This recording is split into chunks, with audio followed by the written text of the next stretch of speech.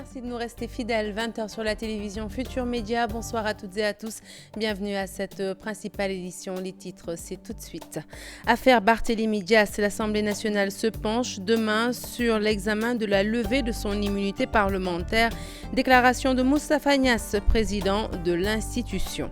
Autre déclaration, celle de Chersar. Le député socialiste dépassionne le débat autour de la plainte annoncée par le maire de Sacré-Cœur contre sa formation politique.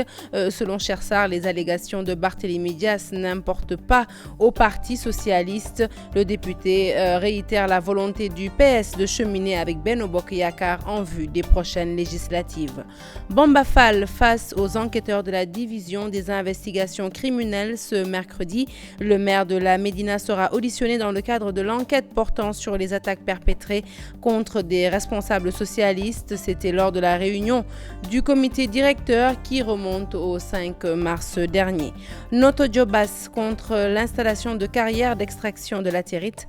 Les populations ont marché pour dire niet à ce projet. Elles accusent les autorités locales d'avoir bradé leurs terres. Pollution de l'eau consommée par les ménages dans la banlieue. Révélation de la Commission sénégalaise pour l'UNESCO qui tire la sonnette d'alarme et évoque une question de santé publique. L'invité du 20h, il s'agit de Ibrahima Nongo, expert en transport routier.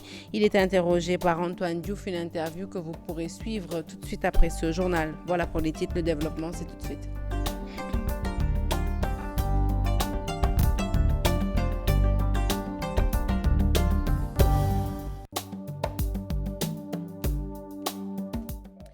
Bonsoir à tous, un journal que nous ouvrons tout de suite avec le président de l'Assemblée nationale qui s'est prononcé sur l'affaire Barthélémy Dias. Moustapha Niasse annonce que la levée de l'immunité parlementaire du maire de Sacré-Cœur-Mermoz sera examinée demain mercredi par l'institution. Barthélémy Dias, emprisonné 6 mois suite au meurtre de Ndiaga Diouf, fera face au juge le 8 novembre prochain. Et puis, autre information, sachez que Bamba Fall, maire de la Médina, fera face aux enquêteurs de la division des investigations criminelles demain, mercredi. Une audition qui entre dans le cadre de l'enquête portant sur les attaques menées contre certains responsables socialistes lors d'une réunion du comité directeur à la maison du Parti socialiste, laquelle réunion remonte au 5 mars dernier. Retour sur l'affaire Barthélémy Dias qui annonce qu'il va porter plainte contre le bureau politique du Parti socialiste. Eh bien, le député socialiste Chersar minimise les déclarations du maire de Mermoz-Sacré-Cœur, n'ébranle guère le parti, c'est son avis. La réalité est que la presque totalité des différentes coordinations est d'accord pour cheminer avec Benno Bokk Yakaar en vue des prochaines législatives. Fatou Kinedem pour les détails. C'est le ministère de l'Intérieur lui-même, à travers une correspondance qui date du 6 mai 2016, qui répond à la direction du parti en lui indiquant avoir reçu les textes modifiés du parti par le bureau politique, ce qui est une violation flagrante des statuts du parti.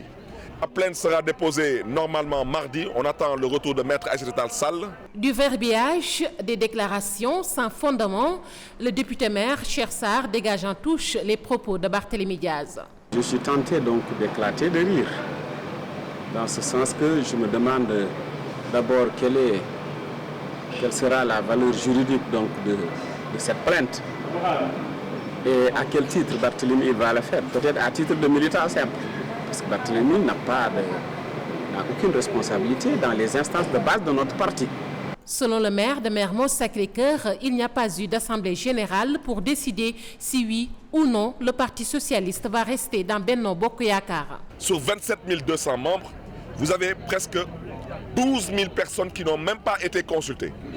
Parce qu'on considère que ce n'est même pas la peine de les consulter parce qu'ils vont dire non. Chersar de répondre, 92% des différentes coordinations sont favorables à Benno Bokk Yakaar pour les prochaines législatives. Sur les 138 coordinations, les 117 se sont réunis et se sont prononcés. Donc 138 moins 117, il reste combien? 21 coordinations. Sur les 28 coordinations, les 10 sont de Dakar. C'est le groupe là, des Barthélémy, etc., des Bamba, etc. La décision est déjà prise selon le député Chersar. Au moment des présidentielles, des consultations à la base se tiendront à nouveau. Affaire opposant Baladjei, maire de Rufisque-Est, et Palameng, promoteur. Leur procès prévu ce mercredi au tribunal de Rufisque. Les camps des deux parties qui se rejettent des accusations promettent une forte mobilisation pour soutenir leurs proches respectifs. Gabin Boy et Mamadou Ndoye, leurs propos sont recueillis par Ousseynou Thiam et Biradiagne. La parcelle en question appartient à Salimata Gueye dans le registre des impôts et domaines. Dans tous les documents des impôts et domaines, c'est le nom de Salimata Gueye, habitant à Rufisque Arafat, qui y figure.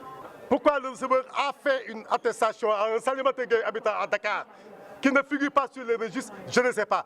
Qui lui a dit de signer un tel document sans vérification, je ne le sais pas. Ce qui est de l'aspect judiciaire, on n'en parle pas, ce n'est pas notre problème. Mais l'essentiel, ce qu'on veut dire tout simplement, c'est qu'on a su que l'autre partie, c'est-à-dire le camp de Baladjei, sur les roulettes de M. Badara Mamaya Sen, ils sont en train de faire une mobilisation par rapport au procès de demain. Et ce qu'ils comptent faire, c'est d'essayer d'humilier M. Palameng quand il sera là-bas pour venir à titre de témoin tout simplement. On l'a cité et nous allons faire face. Et à cet effet aussi, nous interpellons les autorités qu'ils prennent toutes les dispositions. Nous ne voulons pas que l'irréparable se produise demain, Inch'Allah. Les risques de tension semblent se dissiper au sein de Bok Gis suite à la nomination de Samba Bathily Diallo au Conseil des collectivités territoriales par le chef de l'État. Le maire de la commune de Ouakam estime que le président de la République lui a fait l'honneur et il compte bien siéger dans cette nouvelle institution qui lui permettra d'ailleurs d'apporter selon lui des correctifs à l'acte 3 de la décentralisation. Selon Samba Bathily, cette nomination n'engage en rien son parti. Écoutons-le dans ce reportage signé Mamadou Fala. Désigné par le chef de l'État pour siéger au Haut Conseil des collectivités territoriales, Samba Bathily Diallo compte bien saisir cette opportunité tout en remerciant le président de la République Macky Sall. Je tiens d'abord à remercier le président de la République de la confiance placée en ma modeste personne. Je dis qu'il y a plusieurs millions de Sénégalais qui pouvaient occuper ce poste. Mais il a pensé à ma modeste personne et m'a nommé au sein de cette institution. Pour lui, certains de ses frères de parti qui s'agitent n'ont rien compris. Il incarne une localité, donc c'est de son devoir d'apporter des corrections sur l'acte 3 de la décentralisation. Il y a l'acte 3 de la décentralisation qui pose problème. Tous les maires sont en train de crier par-ci, par-là. Je pense que c'est le moment, en tout cas, de donner notre position et d'essayer de corriger. Ça, on ne peut pas le faire ailleurs, hors cadre. Samba Bathily Diallo déclare tout bonnement. C'est la responsabilité du parti de dire et de prendre la décision qui lui plairait. Moi, ce que j'ai à faire, je l'ai fait. On m'a nommé, j'ai accepté la nomination. Le parti maintenant peut prendre toutes sortes de décisions qui lui plairaient. Ça ne m'empêcherait pas d'aller siéger au sein du Conseil des collectivités.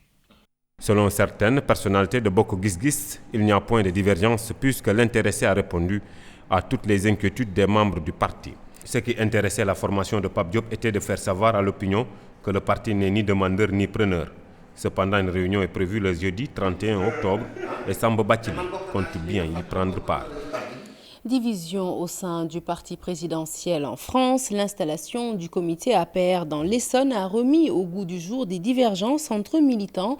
Toutefois, les responsables ont tenté de calmer le jeu en insistant sur la nécessité de faire bloc autour de leurs candidats afin d'atteindre les objectifs qu'ils se sont fixés. Les détails, c'est avec notre correspondant à Paris, Ibrahima Kamara. Le parti du président Macky Sall en eau trouble à Paris. Les nombreux ralliements enregistrés ces derniers temps convoquent des grincements de dents. Malgré tout, les responsables essayent de calmer le jeu. On doit tout mettre en œuvre pour éviter que la désunion gagne nos rangs. Et pour ça, il appartient à chacun et à chacune et à chacun d'entre nous de faire le travail nécessaire, de travailler dans l'unité, parce que sans unité, on ne peut rien faire de bon. Et sans unité, on ne peut pas gagner les élections.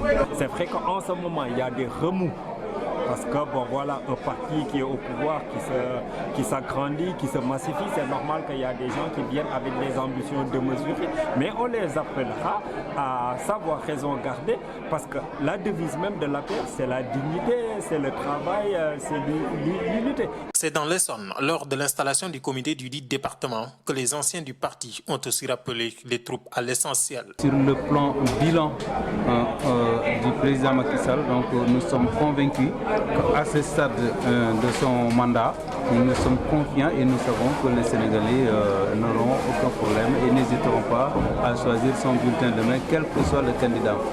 Le bilan du président Macky Sall dans leur trousse à la conquête du pouvoir en 2019. Allez, retour dans la banlieue de Dakar pour parler cette fois-ci de la pollution de la nappe phréatique, une situation alarmante dans la mesure où l'eau provenant de cette nappe est consommée par les ménages. La révélation a été faite par la Commission sénégalaise pour l'UNESCO qui dénonce une véritable question de santé publique.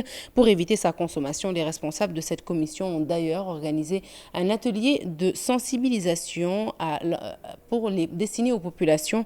Nous écoutons Aliouli, secrétaire général de cette commission, au micro de Salif Sow et Asmalik Diop. Nous avons effectivement constaté que les populations des communautés utilisent régulièrement et en abondance, n'est-ce pas, cette eau donc, de la nappe phréatique. Et nous avons décidé avec la direction de la gestion et de la protection des ressources en eau, de sensibiliser ces communautés afin de prévenir, n'est-ce pas, aux risques de contamination et autres qui pourraient surgir d'une mauvaise exploitation, bien entendu, de cette eau. Nous sommes ici avec les acteurs locaux, les responsables des collectivités locales. Donc je pense qu'effectivement le partenariat est déjà là. N'est-ce pas, l'essentiel, c'est d'aller beaucoup plus en avant, n'est-ce pas, vers cette sensibilisation. À Rufisque, les commerçants disent niet au projet de réhabilitation du marché central par la mairie. Et pour cause, ils affirment n'avoir aucune information sur le dit projet. Résultat, ils menacent de durcir le ton si rien n'est fait. Ils invitent l'État à se prononcer sur cette affaire pour éviter toute forme de confrontation avec la municipalité. Ousseynou Thiam, Biradiagne. En assemblée générale, les commerçants de Rufisque s'opposent au projet de restructuration et de réhabilitation du marché central. Un projet de 28 milliards annoncé et adopté par l'institution municipale. Dépasser la mairie de la ville a délibéré donc le foncier du marché central de Rufisque avec la commune de l'Est à un promoteur à une valeur de 28 milliards. D'ailleurs, tout le monde aussi sait ce qui est plus étonnant, qu'au moment de la délibération, même les conseillers qui ont pris les paroles, il y avait 76 conseillers, mais c'est 26 qui ont opté, qui ont voté. Mais parmi ces 26, même ceux qui ont pris les paroles, vous-même vous avez dit qu'il n'y a aucun conseiller qui maîtrise le projet. Ils sont tous interpellés les maires et demandé les maires de reporter pour qu'ils puissent étudier le projet. Donc autrement dit, le projet n'est pas clair. Le projet, seuls les deux maires et le promoteur maîtrisent le projet. Donc nous, le projet que nous ne maîtrisons pas, nous ne pouvons pas l'accepter. Ces commerçants qui se disent menacés par ce projet, dont le délai des travaux est fixé à 36 mois, promettent de dérouler un plan d'action afin de contraindre les autorités à reconsidérer ce projet. On a fermé les cantines, mais Inch'Allah, vu que le projet, on a dit ça déroule à 36 mois, comme ça déroule à 36 mois, que nous considérons 36 mois, le Rufisque n'aura pas de marché. On va au moins décréter une semaine sans marché, pour montrer à la population rufisquoise qu'ils vont considérer donc 36 mois sans marché. Donc ça c'est un. De deux, nous allons comme déposer et faire une grande marche au niveau de Rufisque pour encore une fois de plus interpeller le président de la République pour quand même qu'il sache que ce qui se passe au niveau du marché central c'est illégal. En outre, ces commerçants qui soupçonnent une nébuleuse autour de ce projet de 28 milliards invitent l'État à s'autosaisir de ce différend avant d'autres confrontations entre commerçants et agents municipaux. Et autre mouvement d'humeur, cette fois-ci à Noto-Djobas, dans le département de Thiès, des populations ont marché sur les kilomètres pour protester contre l'installation de carrières d'extraction de latérite. Elles accusent les autorités locales d'avoir bradé leurs terres. Le président de la commission domaniale interpellé dégage en touche. Cheikh Anta Diop, Seylatir. Une semaine après leur assemblée générale, les habitants des villages de Poudjak, Ngolar, Taten Bambara, Taten Wolof ont mis à exécution leurs menaces. Ils ont battu le pavé sur 3 km pour protester contre l'installation de carrières d'extraction de latérite autorisées à une compagnie chinoise par le conseil municipal de Notto-Diobass. Ces marcheurs accusent les autorités locales d'avoir bradé leurs terres. Nous sommes signés comité de pilotage et de défense des intérêts des villages de Poudjak et d'Angolar. Suite à la conférence de presse organisée le 21 septembre 2016 à Poudjak, qui a été diffusée largement par la presse nationale, depuis lors, aucune réaction n'a été notée de la part des autorités.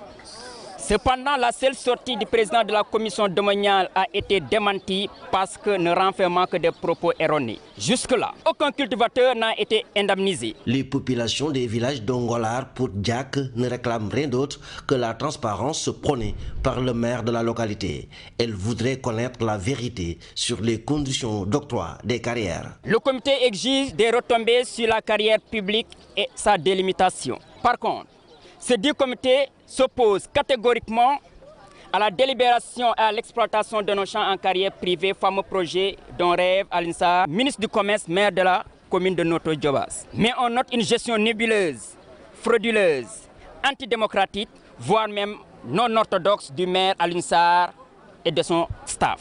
Nous lançons un ultimatum pour passer à un troisième plan d'action aux autorités locales. Mamadou Théodore Taï, le chargé des questions domaniales du conseil municipal de Notto-Diobass, dégage en touche et explique qu'il y a eu des négociations entre population et autorités locales. Tous les impactés ont d'ailleurs été indemnisés.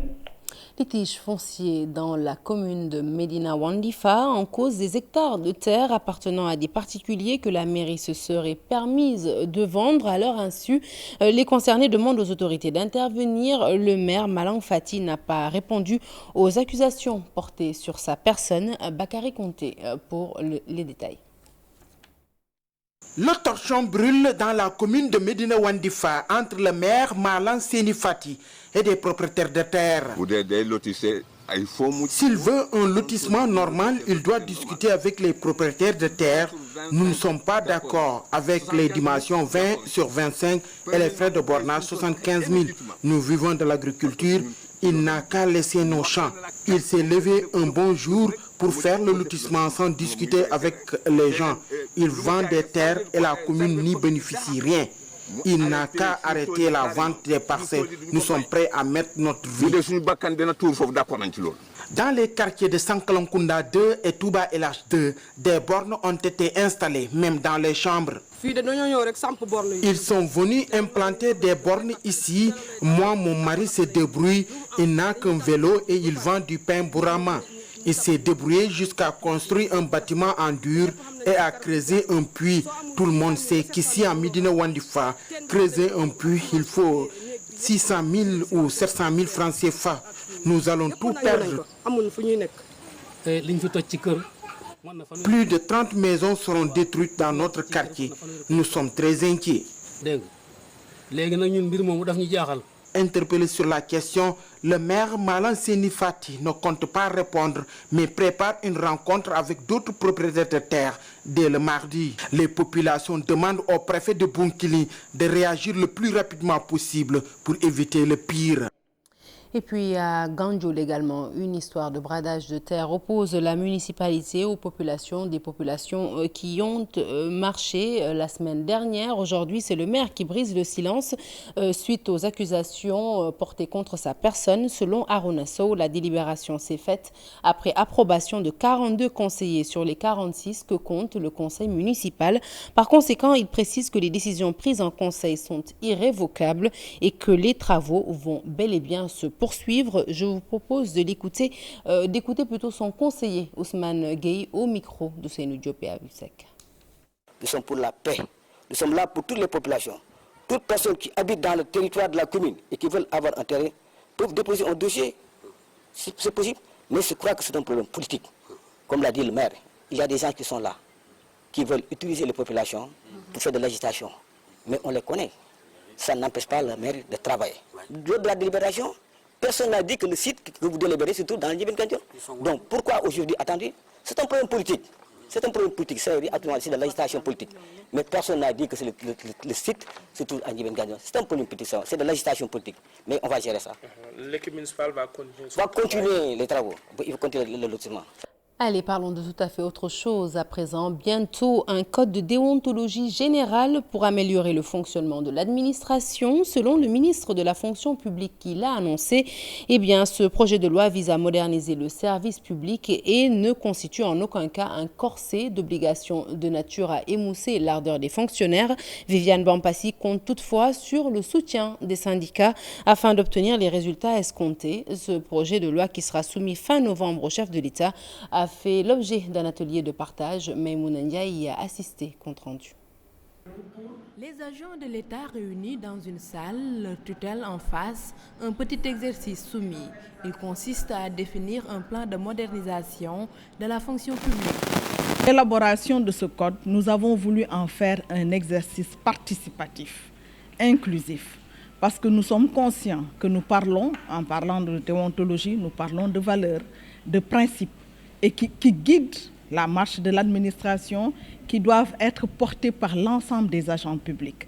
Et cet exercice ne peut être pertinent, ne peut atteindre son objectif que si les agents publics auxquels il est destiné y prennent part du début à la fin. Des valeurs communes de référence, un avant-projet à stabiliser plusieurs paramètres. Ce que nous voulons surtout éviter, c'est que ce soit un texte que les agents publics vont garder dans les tiroirs. Et pour l'éviter justement, nous sommes convaincus que c'est en les impliquant tout le long du processus, en faisant en sorte que ce projet soit un projet commun, que nous allons y arriver. Loyauté, courtoisie, respect, les maîtres mots, mais pour le ministre de la fonction publique, ce n'est point une contrainte. C'est un ensemble, c'est un recueil de l'ensemble des principes et valeurs, comme je l'ai dit, qui sont déjà disséminés un petit peu dans les textes qui régissent la fonction publique. Parce que si vous prenez le texte fondateur de la fonction publique, qui est le statut général des fonctionnaires, la loi 61-33, vous y trouvez déjà des principes et des valeurs qui doivent guider l'action de l'agent public. L'avant-projet de loi relatif au code de déontologie générale des agents publics sera soumis au chef de l'État en fin novembre. Après un toilettage, il sera exposé à l'Assemblée nationale pour son adoption. Et nous poursuivons avec ce code de déontologie générale à l'intention des agents de la fonction publique. L'initiative a été bien accueillie par les syndicats qui recommandent toutefois au gouvernement la prise en compte des doléances des travailleurs. Autre proposition, l'élargissement de ce code aux autres secteurs. Écoutons tour à tour Abdoulaye Ndoye du QSEMS, Aya Boun Malik Diop du SYTJUST. Ils sont tous deux au micro de Maïmouna Ndiaye. Cela ne sert à rien de rappeler quelqu'un ses devoirs sans au préalable lui donner ses droits. C'est pour cela que nous appelons le gouvernement et plus particulièrement son Excellence, Monsieur le Président de la République, de veiller à la satisfaction des doléances des travailleurs, surtout des travailleurs de la justice qui sont dans une situation de précarité telle qu'aujourd'hui, leur parler même de la déontologie, alors qu'ils n'ont rien, vous me passez le terme, dans le ventre, est un exercice presque qui n'a pas de sens. Cela ne doit pas seulement cibler les agents de la fonction publique, il faut l'élargir à tout le monde. Parce que l'effondrement des valeurs des grandes civilisations est consécutif à l'effondrement des valeurs morales. Il faut l'élargir à tout le monde. Et je crois que pour nous, agents de la fonction publique, en particulier les enseignants, je crois que le point fondamental aujourd'hui, c'est que le gouvernement doit tout faire pour honorer ses engagements.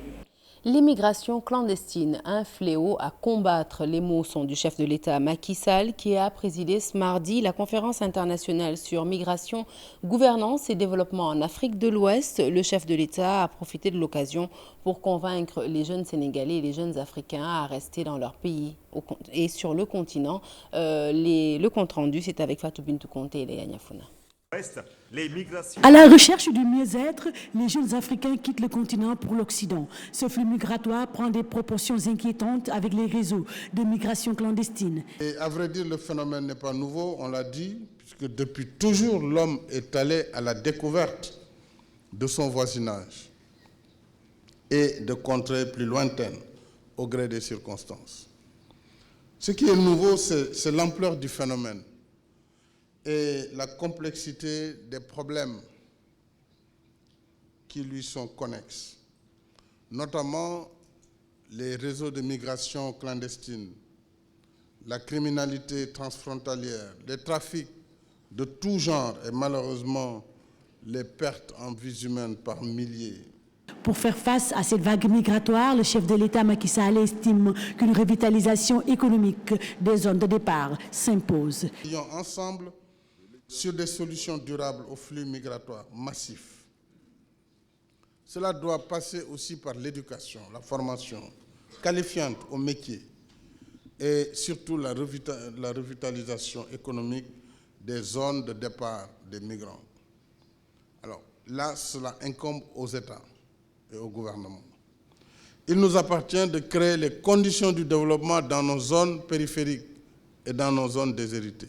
En tout cas, le président de la République exhorte les Sénégalais à rester au pays pour contribuer au développement de leur localité, surtout ces jeunes qui restent l'avenir de l'Afrique. Si les Sénégalais m'écoutaient, aucun Sénégalais ne mettrait les pieds, en tout cas en Europe, mais participerait dans le développement de notre pays. Aucun.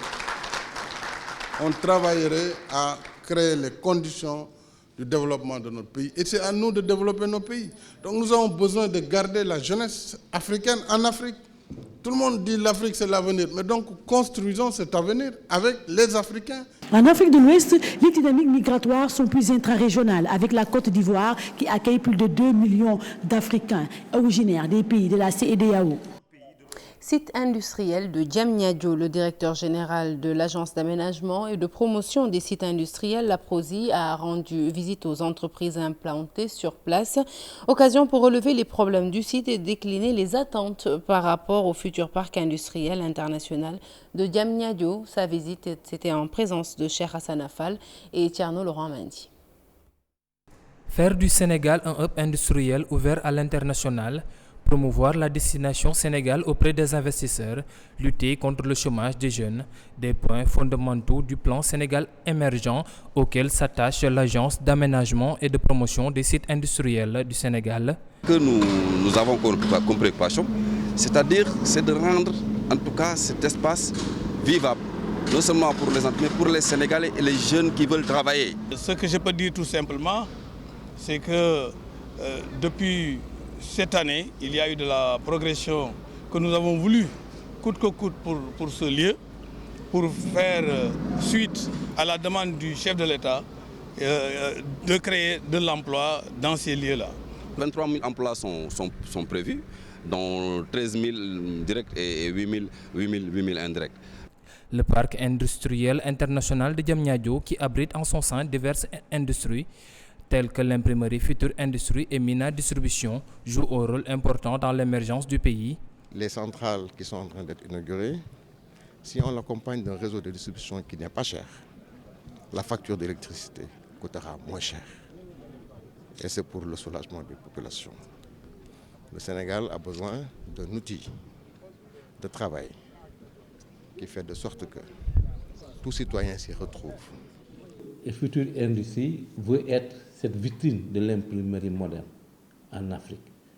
Et je pense que d'ici quelques temps, vous en verrez la preuve que c'est une unité qui compte pour l'Afrique et fait pour l'Afrique. Et accompagner le président Macky Sall dans la voie de l'émergence qu'il veut tracer et impulser à ce pays. Malgré les quelques difficultés rencontrées sur le site, les investisseurs gardent toujours espoir. Nous sommes confrontés à de sérieux problèmes du fait de l'enclavement du site, de l'absence d'électricité fiable et d'eau, et de sites et de connexion Internet. Donc c'est autour de ces grands problèmes que nous avons eu à discuter. Des assurances nous ont été données. Le parc industriel international de Diamniadio se dote de nouveaux bâtiments. Une mise sur pied de nouveaux ouvrages fondés sur une mutualisation des compétences. La formation qui doit être faite pour les gens qui vont travailler ultérieurement ici, ce sera d'abord, en tout cas de l'expertise chinoise qui a été formée par exemple pour les industries qui seront chargées de s'installer ici. et qui va en tout cas faire en sorte que cette expérience reste entre les mains des Sénégalais et des Sénégalais qui vont travailler ici. Donc ça, c'est un bénéfice. Nous avons pu intéresser des jeunes ingénieurs sénégalais qui ont suivi de la méthode chinoise et j'avoue que ça a été une très bonne chose. Il y a eu ici un transfert donc de compétences. Le site industriel de Diamniadio se veut un point fort de l'économie sénégalaise et également un palier pour la réalisation des objectifs fixés par le président de la République dans le plan Sénégal émergent. Hors de chez nous, l'actualité internationale nous mène en Centrafrique, au Kenya, en Syrie. Mais d'abord, retour sur l'accident ferroviaire survenu ce week-end au Cameroun. Le bilan s'est alourdi, plus de 50 morts. Le récit de ce tour d'horizon est signé Daniel Diouf. Nouveau bilan de l'accident de train qui s'est produit ce week-end au Cameroun. 79 personnes tuées dans le déraillement survenu à 200 km au sud de Yaoundé. Plus de 500 personnes ont été également blessées selon le ministère de la Santé. Sur instruction du président Paul Biya, rentré dimanche au Cameroun après un mois passé à l'étranger, le pays a observé lundi une journée de deuil national et les drapeaux ont été mis en berne. Pour rappel, le train de voyageurs reliait la capitale Yaoundé à la ville portuaire de Douala. 4 personnes mortes et 14 blessés, dont 5 casques bleus, lundi à Bangui en Centrafrique au cours d'une journée morte organisée par un collectif de la société civile. Le collectif exige le retrait de la force de l'ONU, la MINUSCA, accusée de passivité face aux groupes armés. Les préparatifs à l'isolement de Raqqa, fief de l'organisation de l'État islamique en Syrie, lancé par la coalition internationale, selon le secrétaire d'État américain à la Défense. Une opération sera menée simultanément avec la bataille déjà engagée pour la reprise de Mossoul en Irak. Une réunion de 13 ministres occidentaux de la Défense s'est tenue à Paris, consacrée à la situation en Irak et en Syrie. Pour la reprise de Raqqa, le fief de l'État islamique, la coalition internationale a une stratégie qui repose sur les forces locales pour une défaite durable contre l'organisation et cette défaite ne passera pas par des forces extérieures, a précisé le secrétaire d'État américain à la Défense. Enfin, des images qui nous arrivent du Kenya, de jeunes albinos sous le feu des projecteurs ce week-end à Nairobi où se déroulait l'élection des premiers Miss et Mister Albinisme Kenya, le premier concours de ce type selon les organisateurs. L'objectif est de montrer qu'il existe des albinos beaux et bien dans leur peau, a expliqué Isaac Mwawa, le premier député albinos kényan, qui est aussi l'organisateur de la compétition. Les participants ont défilé dans leur tenue professionnelle pour montrer qu'ils peuvent aussi faire partie de la population active du pays. L'actualité sportive, pour parler à présent de la 4e journée de triathlon. Les triathlètes de Ouakam, grands vainqueurs de cette compétition qui s'est tenue dans leur localité. Les responsables de l'organisation tirent un bilan satisfaisant de la saison et comptent organiser une journée de duathlon pour justement clore cette édition. Pape Faraning pour les détails. Les Ouakamois étaient plus rapides sur toutes les disciplines, la nage, la course de vélo et la course au pied. Ils ont tout raflé lors de la 4e journée de triathlon dans leur localité. J'avais l'impression que la 4e journée c'est à Ouakam, précisément là où je vis. Je me suis dit qu'il faut tout donner pour la réussite de cette compétition. Et heureusement, on a fait ce qu'on devait faire à domicile. Et cette compétition a été un succès qui m'est favorable. C'était bien, on a bien entraîné pour progresser, pour être un champion. On a augmenté les entraînements. Tout, ouais. Un parcours qui partait de la plage de Ouakam jusqu'au monument de la Renaissance africaine. Malgré quelques difficultés liées à l'organisation, le président tire un bilan satisfaisant. Ouakam a organisé pour tout rafler. Bon, nous sommes en compétition. Nous ne pouvons pas être, n'est-ce pas, sous la table des officiels et être en même temps sur le terrain. Il y a toujours des contestations dans les compétitions. Mais nous avons des instances pour régler tous ces contentieux. Ce que nous retenons, c'est que Ouakam a raflé toutes les compétitions. C'est vrai, les autres sont partagés les 2e et 3e places. Après cette 4e journée, les dirigeants ont prévu d'organiser une 5e journée à Ziguinchor, une journée de diathlon aussi pour terminer la saison en beauté. Et voilà qui met fin à ce journal que j'ai été ravie de vous avoir présenté. Prochain rendez-vous de l'information tout en images à 0h. L'info qui continue sur votre site www.igfm.sn.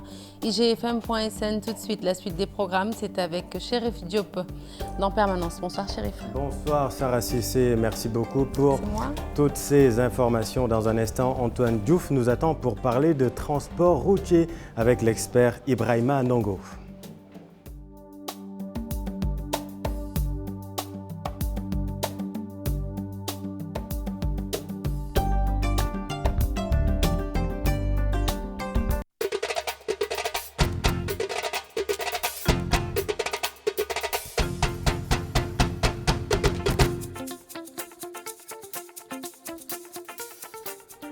Mesdames, Messieurs, rebonsoir et merci de vous informer sur TFM Miroir du Sénégal.